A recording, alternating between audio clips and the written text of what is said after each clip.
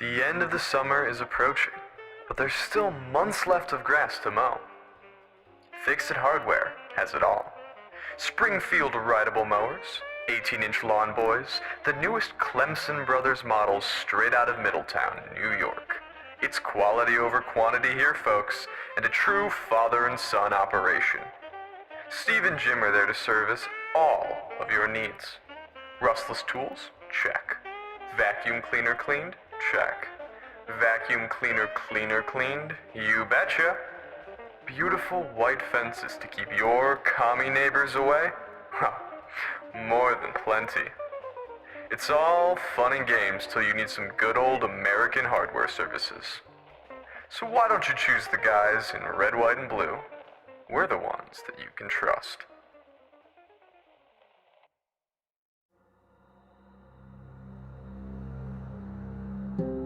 The Eastmouth podcast is written, directed, and narrated by DC Tullis. Based on the world created by DC and JD Tullis.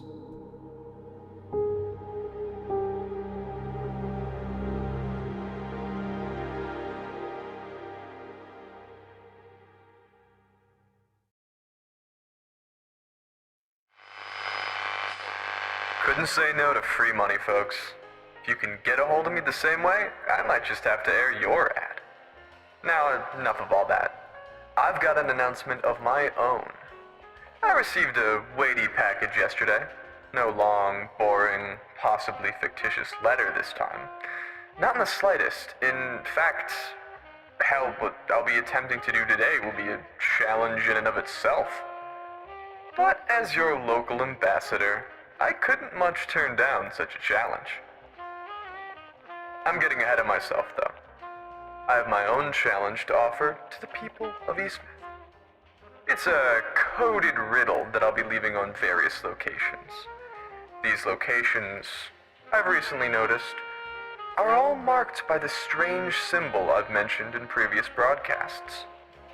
If you can find the riddle and solve it, it warrants an interview live and on the air. That's right, folks. No kidding around. You'll get to visit Solomon in person and conduct an interview on whatever the hell you want, honestly. I'm not getting paid to push some agenda, but hey, if you want to spend half an hour telling the good folks of this town about the starving Canadians and their battle against the hammer and scythe, you are absolutely welcome to.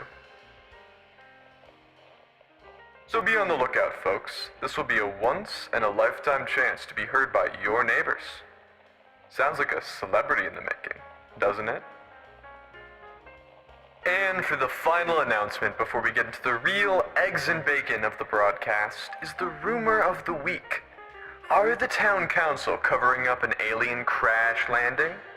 Mr. Bilge and his family seem to think so after the mysterious disappearance of one of his cows.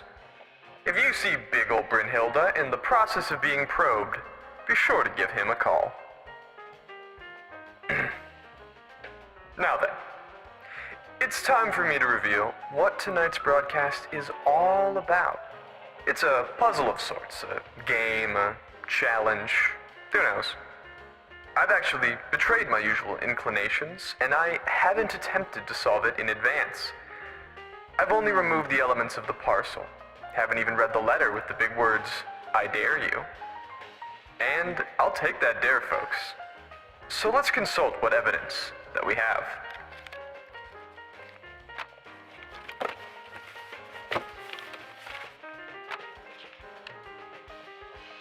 Alright, I've laid everything across my desk.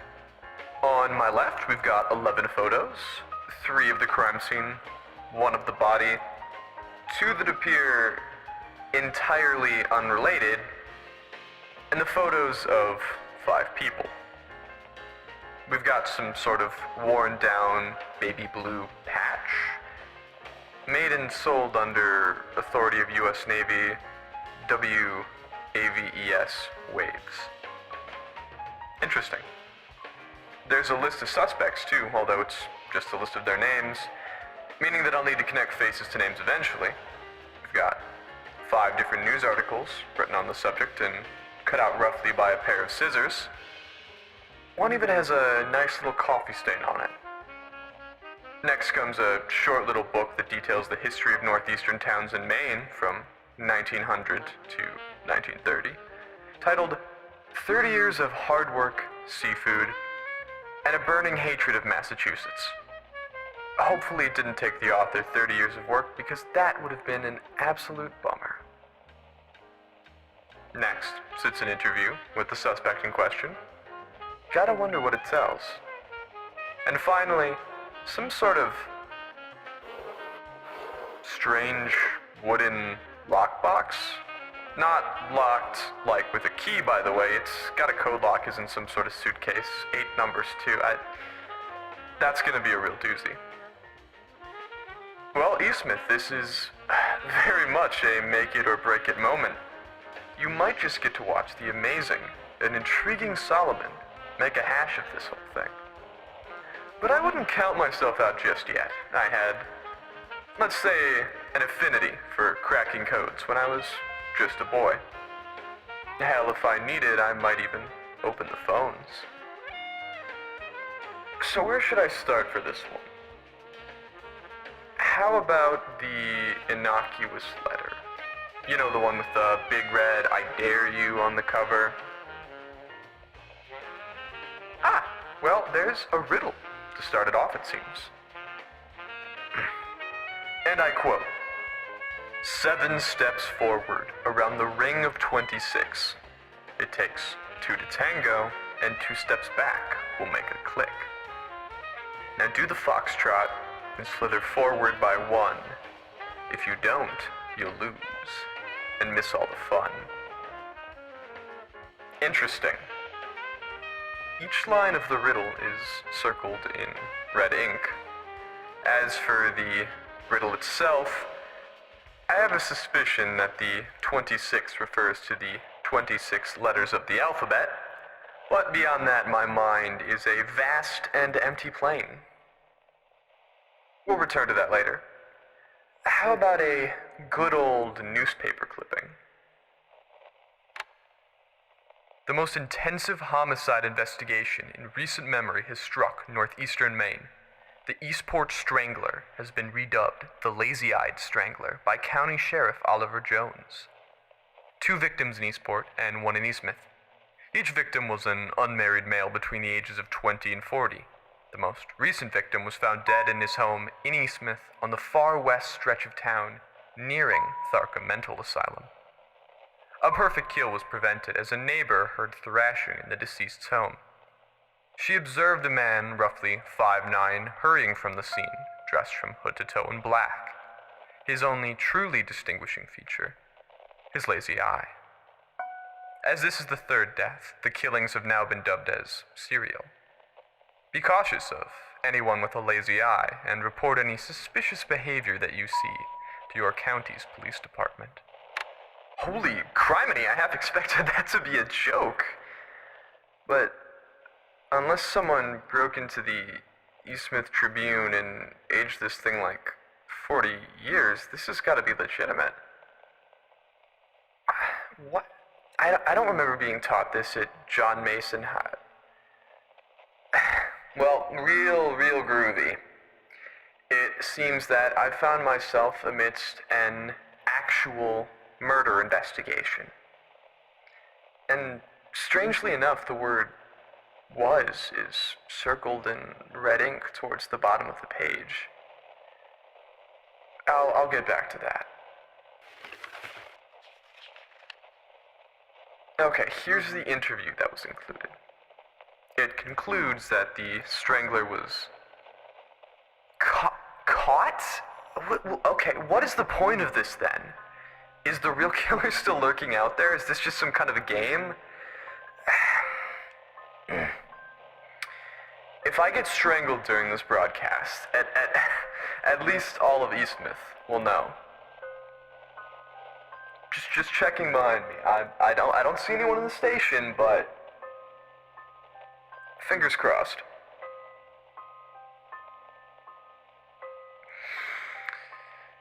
Deep breath. Okay. Here's a highlighted excerpt of the interview. It's titled "The Mind of a Killer." October 1926. Mr. Schultz, why did you strangle those men? I already told ye, I never strangled anyone. I presented my case cleanly before this, but the sheriff's department doesn't care. They just want to capture some... Mr. Schultz, that does not answer my question. The hell it doesn't! I've been a gardener all me damned life, serving the people of this community. And now they want to throw me in the slammer like an animal because I've got a lazy eye and they're incompetent? Truly, you cannot expect the sheriff's department to not suspect you. Frankly, you have no credible alibi, the perfect injury, the same height and foot size, and of course a lazy eye. There are, well, only 4 people in this area with a lazy eye. What's the point? The people have already made up their mind, and so have the police. I'm just another perfect target to sweep under the rug. Now, Mr. Schultz, why do you say that? I was poor for most of me life. I've got that blasted lazy eye. I'm Irish, and I can't dance. What about me isn't an easy target? Sounds like you've developed quite the victim complex. Ah, yes, I guess a victim complex would certainly be the cherry on top. I'll ask again. Why did you kill those people? Wow, that is a lot to digest. Well, despite his claims, he still might have been the killer. You never know. But let's assume that he's not for the sake of the challenge. I guess. Here's a brief blurb titled Strangler Investigation Ravages the Northeastern Coast. August 1926. 4 suspects. All community members potentially tied to a brutal string of killings. Jesus. For Eastport grocery clerk Isaac Hall, his lazy eye might mean jail time. Matthew Schultz, an Eastmouth gardener, has also been brought into suspicion. The other 2 names have been left out as they've been removed from the pool of suspects. Which of these 2 men is innocent? And behind which face lurks a killer? Oh, innocent is also circled in red here. I had to jot this down.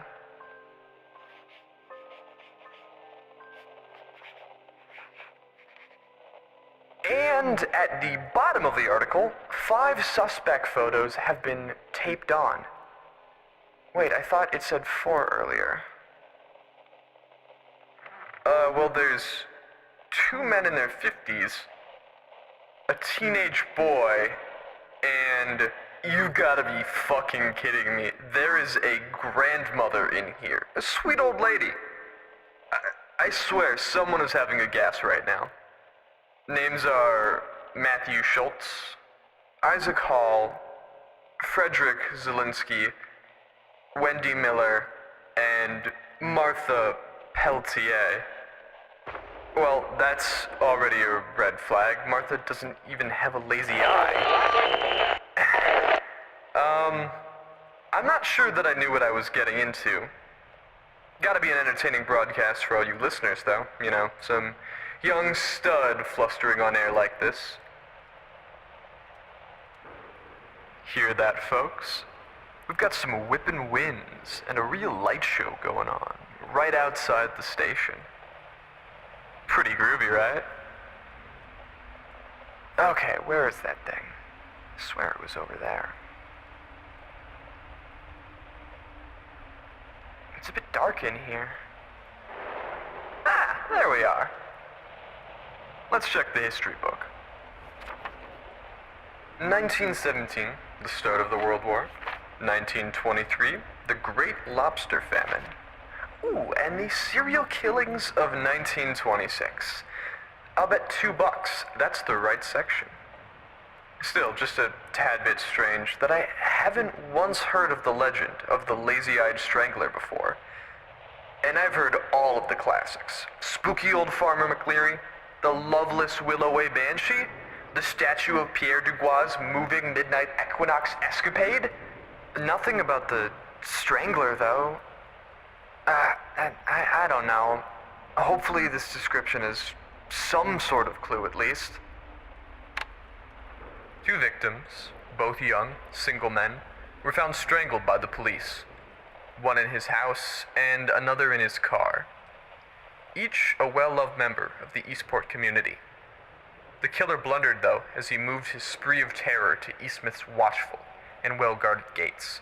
Stephen Wallace was a local Mason and a World War I veteran. He was unmarried, but also beloved in his community. He frequented St. Gabriel's Church. At 12:30 in the morning, Matthew Schultz cleared the picket fence at the foot of the property and snuck around the backside. Skilled in locksmithery, he entered the residence, made his way to the bedroom, and began to strangle his next victim. Wallace put up a fight and managed to knock over a dresser, a mirror, and a desk before ultimately succumbing. A neighbor spotted a figure dressed entirely in black as he attempted to leave the property. Though she could make out little distinguishing features, his lazy eye and roughly 5'9" stature helped the police capture the suspect and bring him into questioning. He never confessed, but in such a small town it was easy for the police to ascertain with certainty that he was in fact the murderer. With no credible alibi and injuries that fit being thrashed around against furniture, Schultz was convicted and Eastmouth's single mass killer was stopped. Schultz died a decade later behind bars for undisclosed reasons.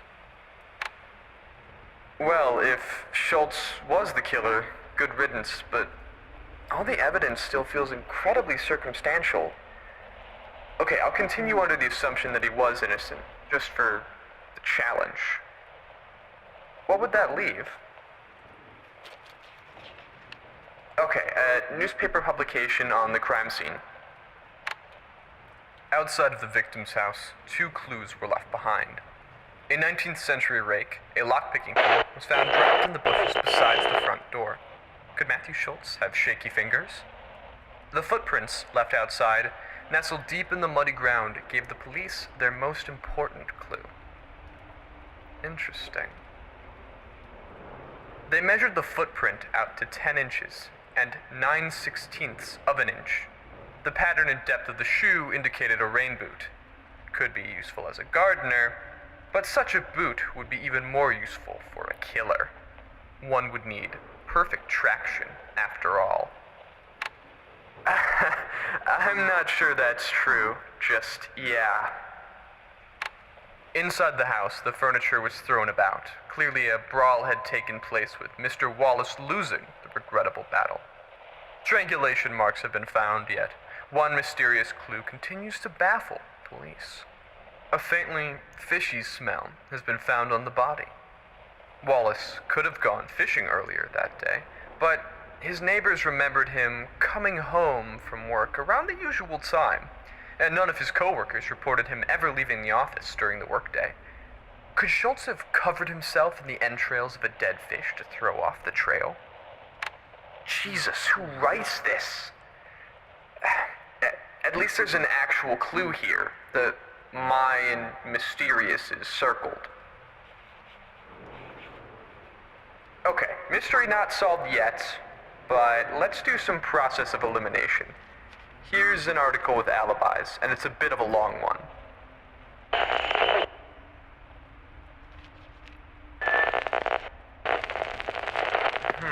Frederick Zielinski had no injuries, is only 5'6", and his mother reported him home around that time.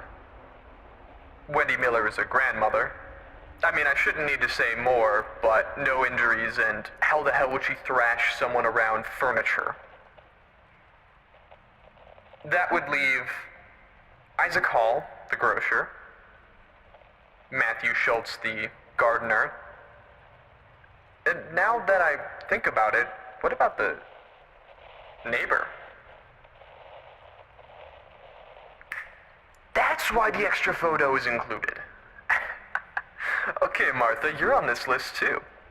Maybe you killed them all, but blamed Matthew Schultz to cover your tracks. That would be a pretty groovy twist. Alright, now I'm getting into this, and hell, maybe we're getting somewhere. I still really gotta wonder what's in this box, though. That's definitely the real mystery to me. Okay, grocer, gardener, and neighbor. Just like Clue. So who would that leave holding the candlestick? Two remaining suspects to the Northeast Maine murder spree have similar injuries. Local Eastport grocery clerk Isaac Hall claims he fell off a ledge while hiking. Matthew Schultz allegedly fell off a ladder while chopping vines. So which is it? Who's hiding the truth? Schultz was hired to complete a job on the house of a Lawrence Kent, a wealthy business owner who's long since owned various lobster fishing ships in the towns surrounding Eastmouth. Schultz was employed to take care of his extravagant, zoo-like lawn and garden. Yet Kent and his entire family were away on a day trip when the alleged incident happened. There is no corroborating evidence of Schultz's story. No neighbors observed the fall, and there was no lingering evidence of it either. Mr. Hall, however, has an alibi that has served him well. He took a shift that positioned him on the nighttime crew of Hickory's grocer. Two men also came forward and corroborated that they engaged in a 1-hour rescue as he drunkenly fell onto a high cliff wall during a camping trip. The fall nearly broke both of his legs. He was saved by another hiker who fortunately passed by with rope in his pack shortly after the fall took place. That additional hiker has not come forward with a story. Furthermore, Hall's shoe size is one too small. His house was still searched for rain boots and none were found. His coworkers confirmed that they had not seen the man wearing rain boots at any time in the past either. The case seemed indicative of the gardener's guilt. Maybe Schultz was right. What happened to innocent until found guilty? For Pete's sake, they already seem intent on hanging the man. Ah, hell, maybe I'm just overthinking it. Dear listeners of Eastmouth, am I clinging too closely onto a challenge? Could it just be the gardener? Is it really that simple? Okay, I'm going to do something that I haven't yet tried on this show. I'm going to be answering the phones. Now, if you haven't located one of the flyers that contains the station's number, I'm not going to provide one on air. However, if you do have it, the lines will be open in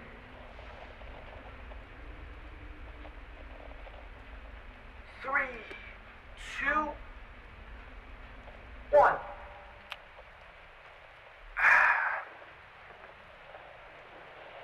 The lines are open.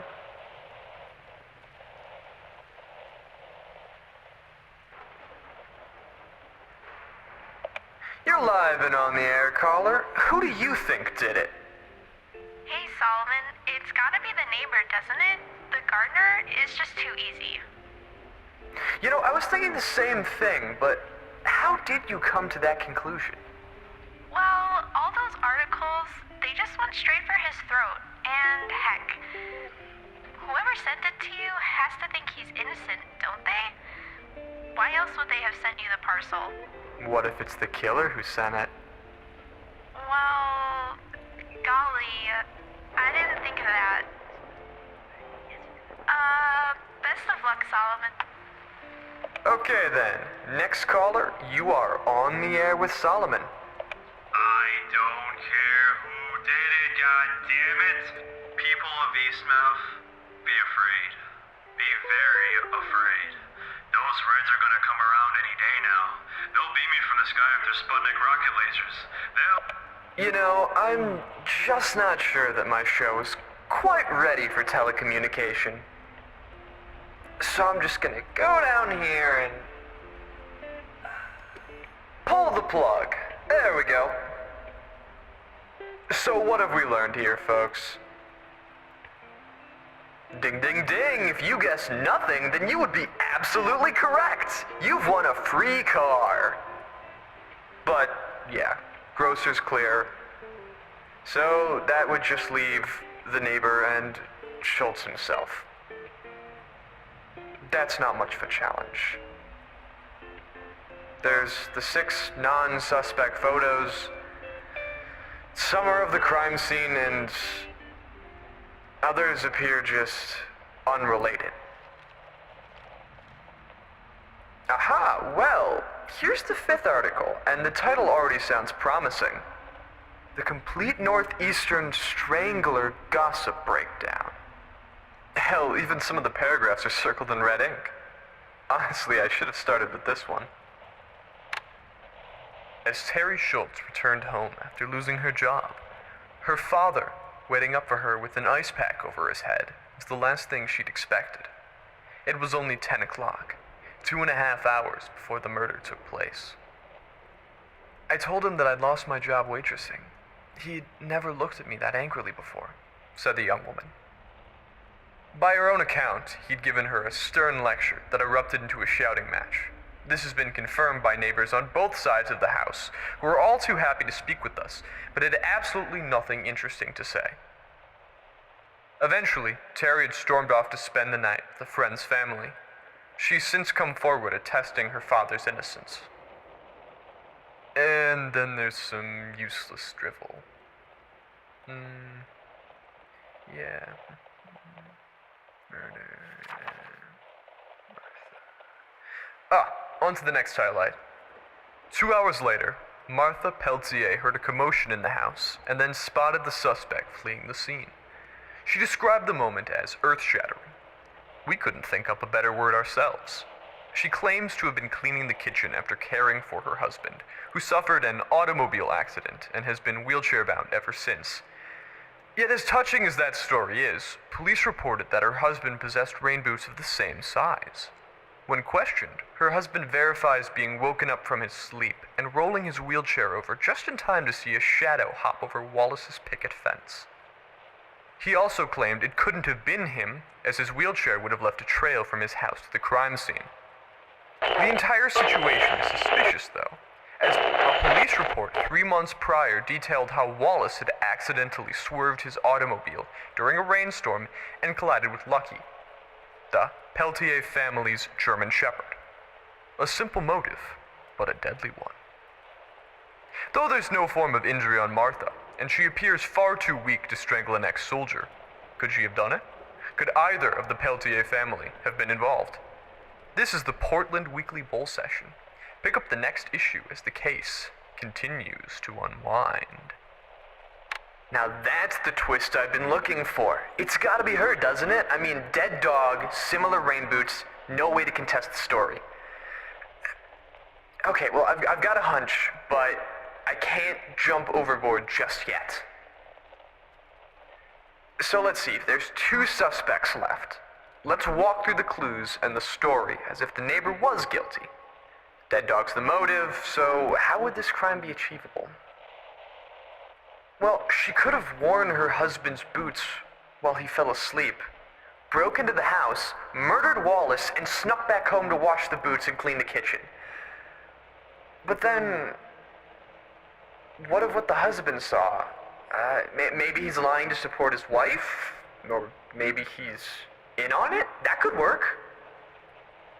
No, that can't be it. If the report is correct, she's not very strong, and there's no injuries on her. Husband couldn't have done it either. I mean, he's in a wheelchair. Maybe Schultz actually did it. His daughter could have made up the whole injury story. It's the only piece that actually fits. But what's the purpose of all this then? He was jailed, and he died in it. Terry, are you listening just to mock me? Or was this sent by the actual killer to mock me? Okay. I've consulted everything here. You can't see me, but I'm checking the parcel right now. It's empty. I'll skim through it again.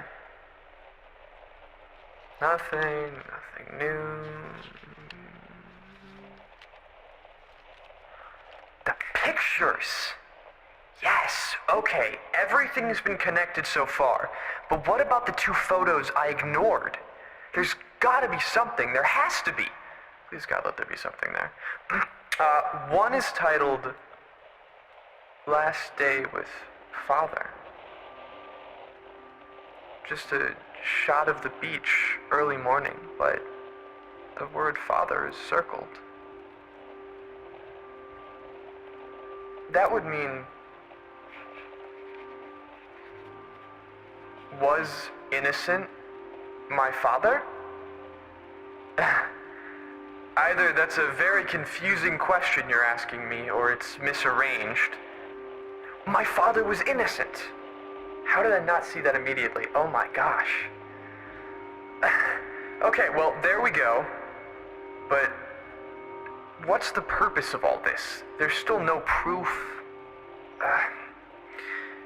What about the other photo? It's, of a birthday? What?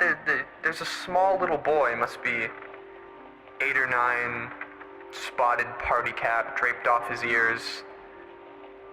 Piñata spilled behind him on the grass. Nice little house. Bit small. Nice porch, but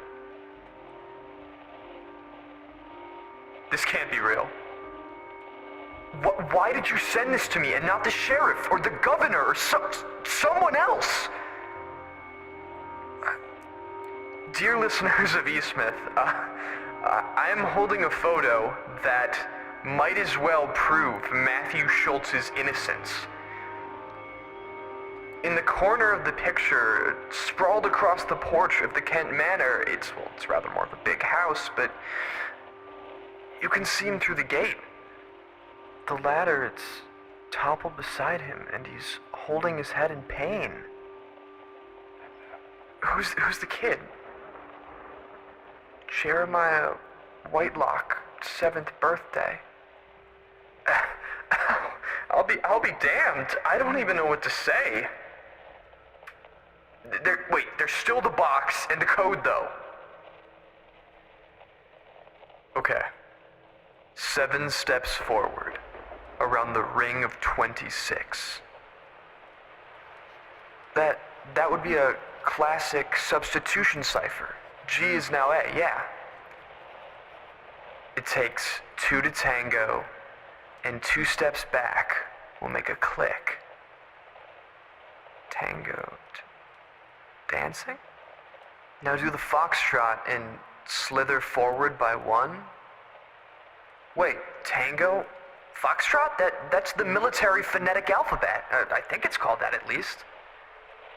If you don't, you'll lose and miss all the fun. Okay, 2 steps back from the first substitution would put A where E originally was. Forward by 1 and A's gotta be F. Okay, if each line of the riddle is circled in this red ink, now that can only correspond to the circled words. And what do we have here? My father was innocent somehow fits the cipher. That's the final equation. But why? I know you're listening. Terry, was it just that you wanted someone to prove your father's innocence? To prove that the police got it wrong and that it couldn't have been any of the suspects? I'm not sure that I'll ever know, but whatever your intention, Terry, I'm opening the lockbox live. Okay, if it's an 8-number combination, and 16 out of 26 letters have a double-digit numerical conversion, then most combinations won't fit, leaving us with either an awkward jumble of letters or the simplest solution. God, I hope it's that. Okay. M, 18. Nice, okay. F has got to be 11. W has to be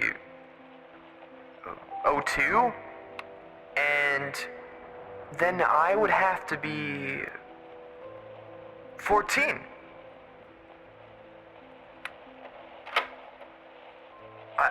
I'm opening it live, Terry. For you.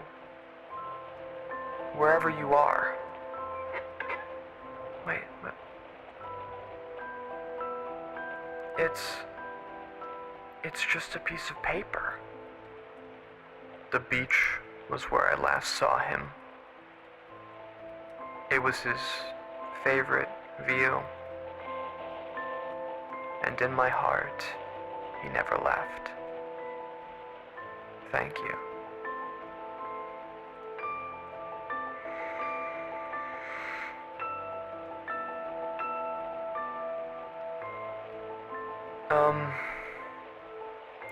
That's enough for tonight, Eastmouth. Next time we'll talk about crop circles or something. I need some air. Solomon is signing off. Have a good night, Eastmouth.